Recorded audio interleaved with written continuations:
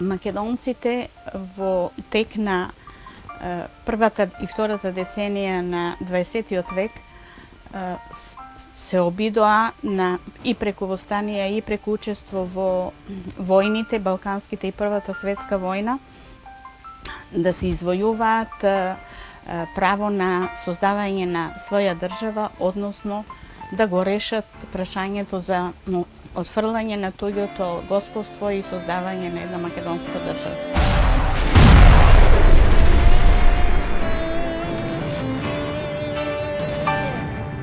Војните и делбите на Македонија во втората деценија на 20 век оставија длабоки траги во животот на македонците.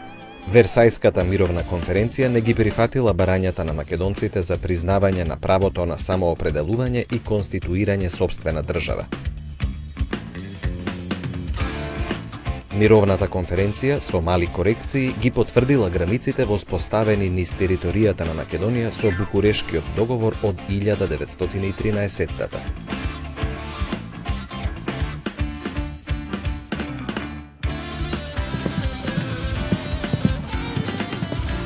Друштвото на народите добило задача да го гарантира воспоставениот Версајски систем на односи.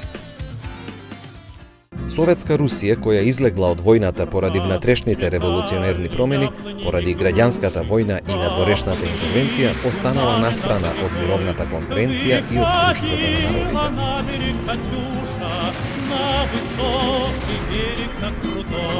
Македонскиот народ уште еднаш доживеал длабоко разочарување од политиката на Европа. Македонските револуционерни и политички сили, разочарани од начинот на кој се делела правдата на мировната конференција, предупредувале дека ќе ги свртат своите погледи од Париз кон Москва. Решавањето на националното прашање во Советска Русија со признавањето на националните права и слободи на сите народи ги зголемило надеждите и кај македонскиот народ.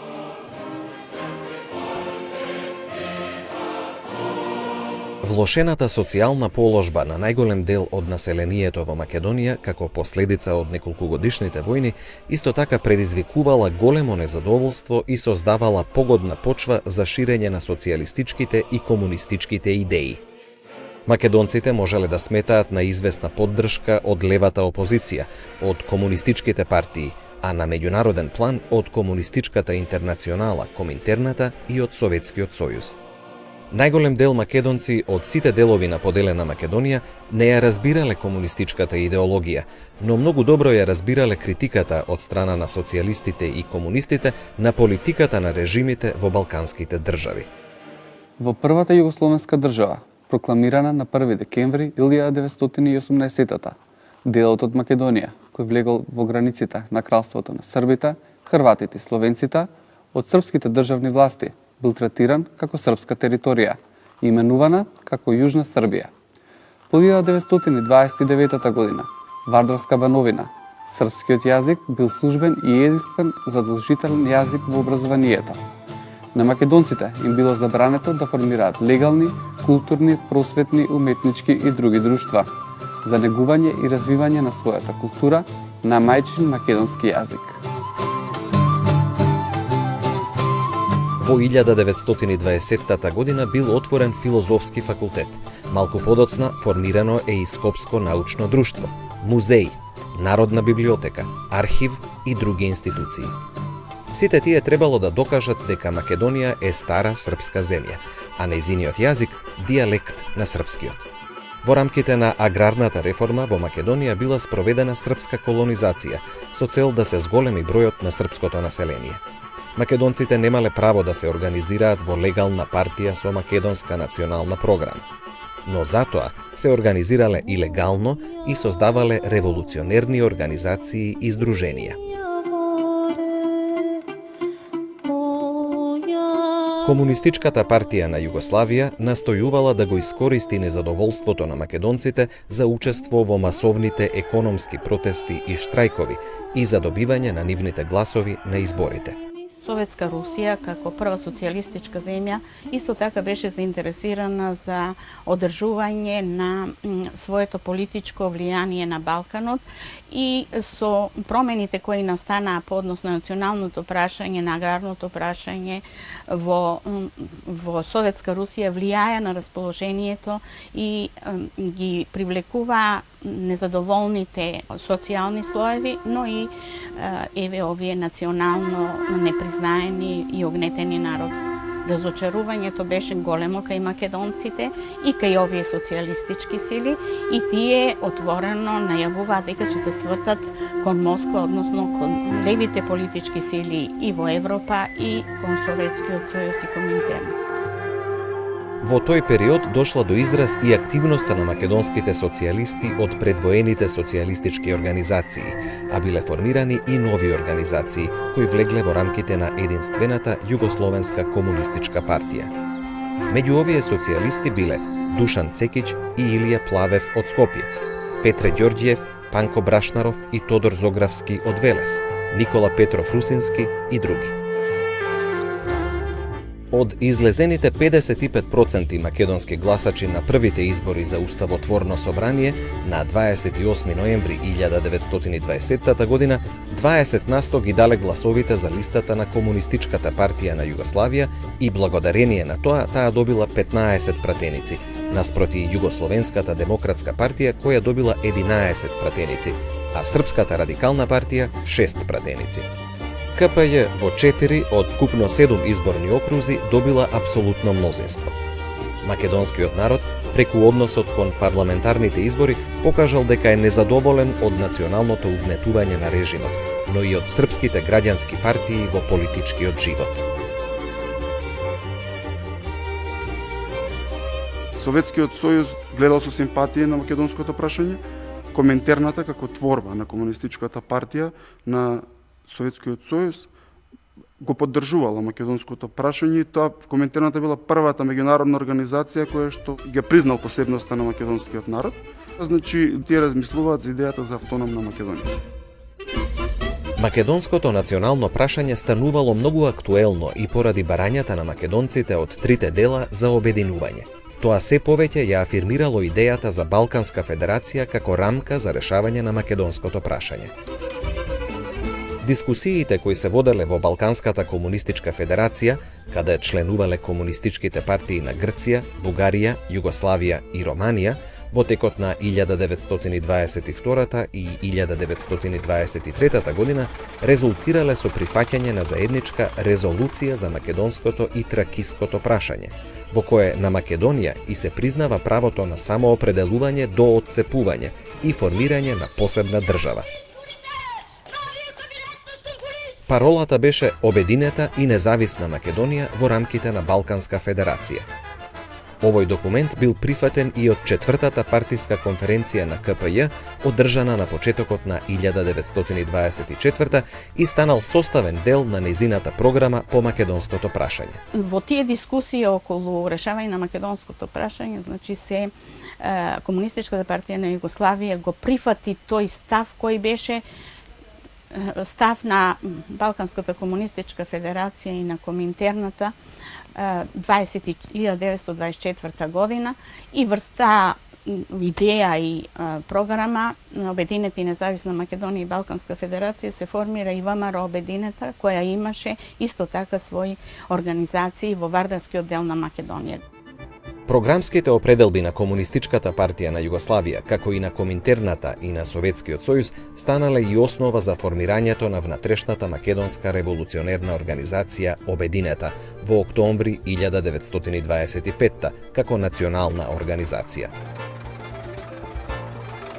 КПЈ се определила за одделување на Македонија од Југославија, што кореспондирало и составот на Коминтерната од 1925 дека Југославија, како вештачка творба на Версајскиот систем, требало да се распадне и да се формираат посебни држави републики.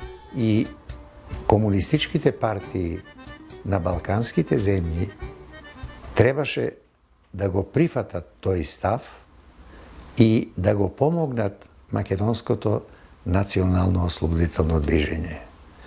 Тоа, не значи дека Коминтерната ја создаде македонската нација и македонскиот јазик. Туку напротив, заради своји интереси, таа се виде принудена да ги признае вистинските факти и како такви да ги поддржи. Но во практика, Централниот комитет на КПЈ и натаму настојувал да го контролира во се областното партиско раководство во вардарскиот дел на Македонија. Тој покажувал големи резерви по однос на дејствувањето на ВМРО Обединета како масовна национално-ослободителна организација.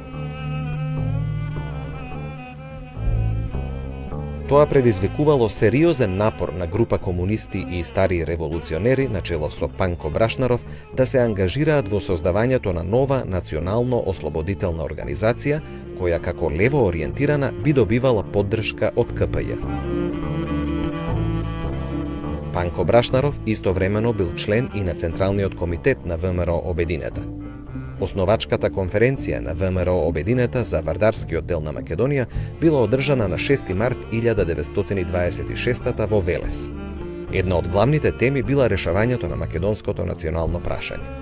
И покрај настојувањето на дел од областното раководство, партиската централа на КПЈ сепак го попречувала ширењето и омасовувањето на ВМРО Обединета.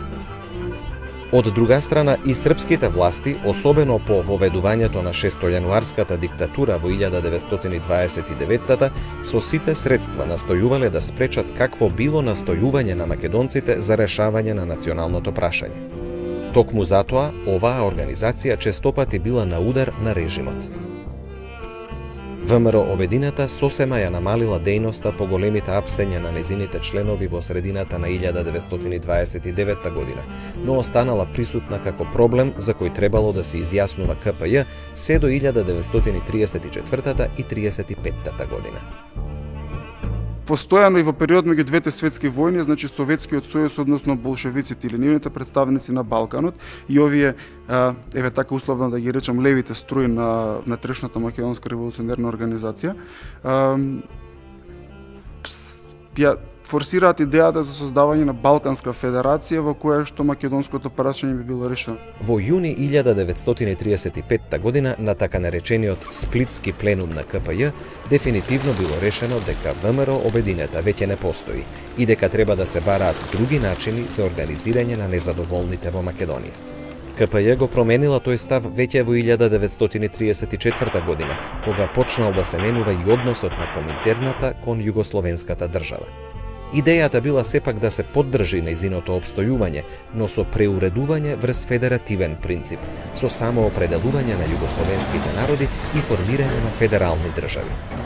На тој начин се дошло и до признавањето на македонската национална посебност, македонскиот народ, јазик, култура, историја и се гарантирале еднакви политички, национални и културно-просветни права и слободи на македонците во рамките на така преуредената Југославија.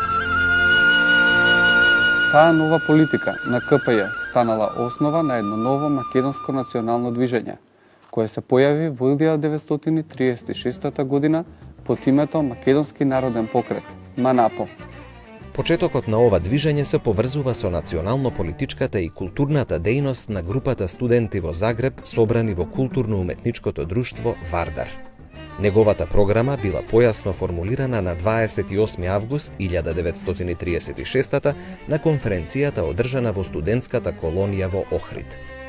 Во тоа време, македонски национално-ослободителни организации се создавале секаде во светот каде што имало наша дијаспора.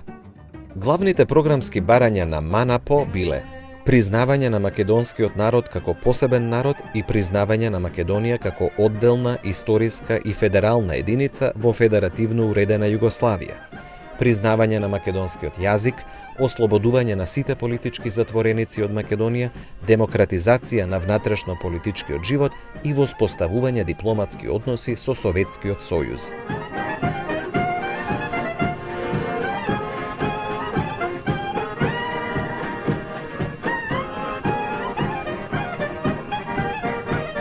Веќе во 30-тите години, по појавата на фашизмот и агресиите фашистички во Европа, Коминтерна ја менува тактиката и оди на тоа да комунистичките партии во сите држави, па и на Балканот, формираат широки народни фронтови. И во тие народни антифашистички фронтови да ги привлечат и национално угнетените и незадоволни народи и национални малцинства, со тоа да се организираат тие фронтови во постоечките држави. Значи да нема распаѓање на државите и формирање на нови држави. И тука е интересот на Коминтерната сега околу македонскиот национален идентитет, бидејќи до тогаш акцентот се ставил на државата, значи формирање на македонска држава од сите три дела во рамките на Балканска федерација. А сега требало да се преиспита националниот карактер на македонците.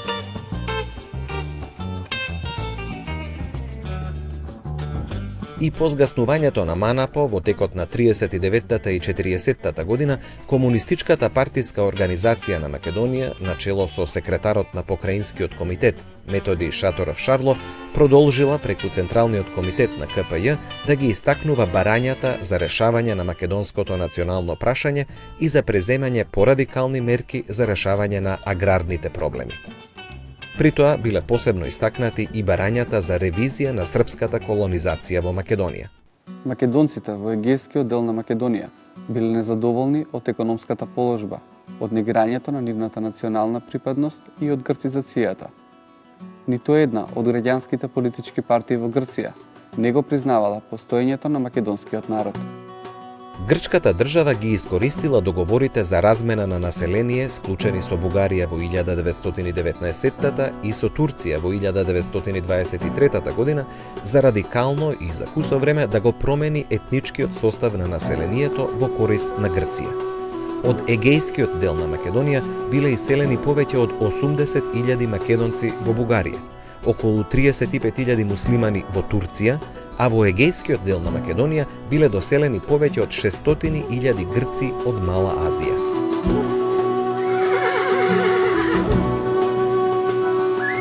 По Балканските војни во тој дел на Македонија живееле околу 1.100.000 жители со различна национална и верска припадност: турци, грци, евреи, власи, роми, албанци и македонци. Во 1928 бројот на населението нараснал на 1.400.000 жители. При тоа бројот на грците од 22,5% нараснал на околу 45%, додека бројот на македонците се намалил од 35% на 17%. Македонците, кои и покрај сите преселби и етнички чистења останале да живеат во Македонија под грчка власт, биле третирани или како славофони грци, грци кои зборуваат словенски, или како бугари, за да бидат полесно иселувани во Бугарија. Била забранета употребата на македонскиот јазик на јавни места, а по 1938 била забранета и неговата употреба во домовите. Во 1926 година биле променети тогашните словенски имиња на градови, села, реки и други географски поими со грчки. Личните имиња и презимиња на македонците добиле грчка форма. Децата на македонците морале да се школуваат на грчки јазик.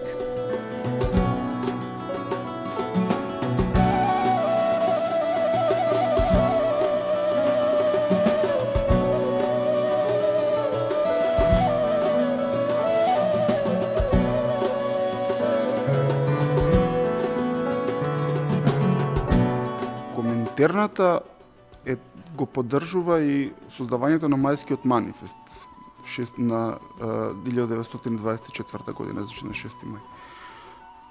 И таа идеја за обединување на десните и левите струи, значи на сите организации кои што се борат за македонското прашање.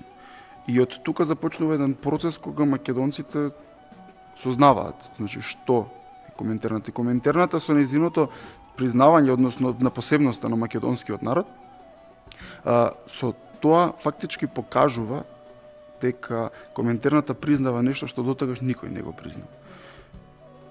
Рефлексиите од тоа се чувствуваат не само по 34 година, се чувствуваат и во време на Втората светска војна и подоцна. Ставот на Комунистичката партија на Грција по однос на македонското прашање почнал да се менува по Конгресот на Комунистичката интернационала во јули 1924.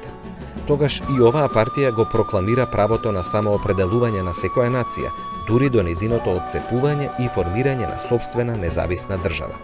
Овој став го спроведува целосно и во однос на Македонија. Комунистичката партија на Грција се изјаснила и против авантуристичката империалистичка политика во Мала Азија со срамната присилна размена на населението. Во ноември 1932 еден од дописниците од Македонија изнел извонредна анализа на македонската национална посебност. Овде работата е јасна. Грчката, бугарската и српската буржуазија настојувале да ја придобијат и да ја угнетуваат и ограбуваат македонската нација. Во Македонија под бугарска, грчка или српска власт не постојат ниту грци, ниту бугари, ниту срби. Постојат само македонци. Доволна е денес една прошетка по полињата и планините на Костур и Лерин и да се види тоа. Одговорот се добива од наравите и обичаите кои никако не се грчки, ниту бугарски, ниту српски. Македонците имаат нешто посебно, што е исто и кај нивниот јазик. Нивниот словенски јазик е сличен со бугарскиот, но не е ист. На тој јазик и денес тие зборуваат. Тој им е мајчин јазик, друг јазик немаат.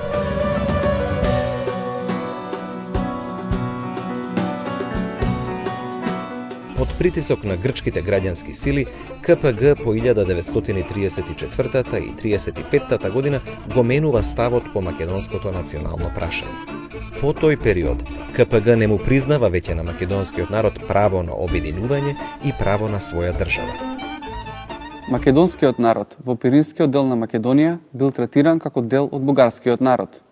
Македонскиот јазик како дијалект на бугарскиот јазик.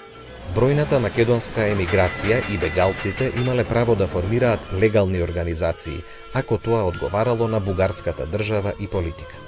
Но Комунистичката партија на Бугарија кон крајот на јуни 1919 издава едно комунике под наслов Велика Бугарија или Балканска социјалистичка република, при што ја посочува втората алтернатива – Балканска социјалистичка република како опција за решавање на македонското прашање со признавање на правото на обединување и рамноправност со другите балкански земји и народи. Димо Хаџидимов беше личност кој што имаше такво големо влијание меѓу бегалските маси и меѓу емигрантските и беше избран и за пратеник во Бугарското народно собрание. И тамо отворено, легално се застапуваше не само за класното, туку и за решавање на македонското национално прашање, односно државотворно прашање. И благодарение на тие активности и во самата ВМРО автономистичка на чело со Тодор Александров пробија овие идеи дека треба да се соработува и со комунистичките партии и со Коминтерна, односно да се свртат и кон исток, бидејќи Западот не го реши прашањето. Деветтојунскиот преврат и септемвриското востание од 1923 два настана во кои беа инволвирани дел од македонските револуционерни и политички сили во Пиринска Македонија, придонесоа да се преиспита ставот на БКП по македонското прашање. Во тоа голема улога имала и критиката од Коминтерната. Така и БКП ја прифатила и ја пропагирала новата програмска определба, образложена во резолуцијата за македонското прашање, изразена во паролата Обединета и независна Македонија во рамките на Балканска федерација. Таа парола станала и програмска определба на ВМРО Обединета.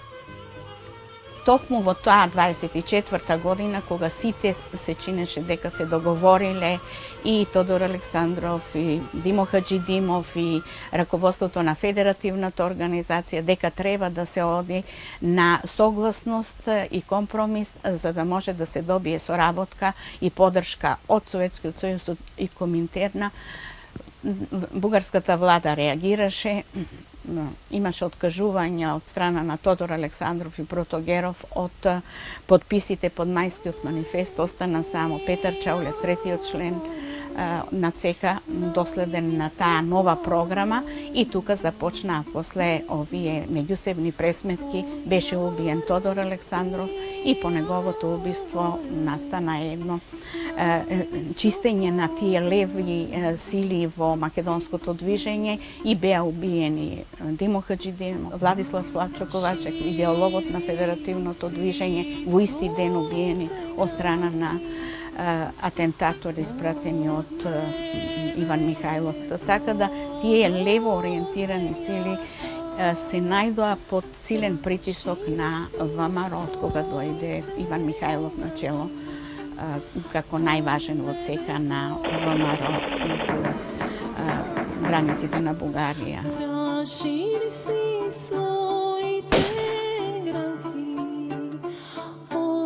Меѓусебните расправи и физички ликвидирања меѓу македонците по убиството на Тодор Александров, Бугарската комунистичка партија остро ги осудувала и барала да престанат.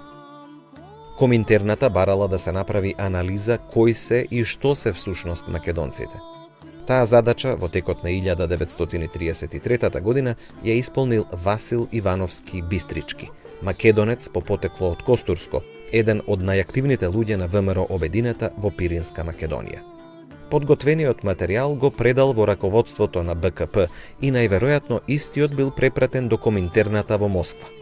Набргу потоа бил подготвен и објавен неговиот труд под наслов «Зошто ние македонците сме одделна нација». Тој вели: македонците треба високо да изјават дека не се ниту срби, ниту грци, ниту бугари, а дека се одделна македонска нација, која се бори за своето национално ослободување и својата македонска држава. И затоа македонците можеа и во трите дела на Македонија исто да го чувствуваат, бидејќи поаѓа од своето, од македонското, од автохтоното, од тоа што го имаат како свест за своето постоење, за посебност и си бараа таква држава. Ѓорги Димитров, еден од лидерите на Бугарската комунистичка партија, во април 1934 година својот став по македонската национална посебност го објаснил на следниот начин.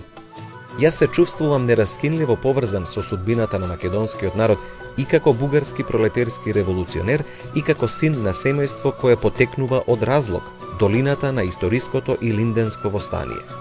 Бугарскиот пролетеријат животно е заинтересиран за националното ослободување на Македонија.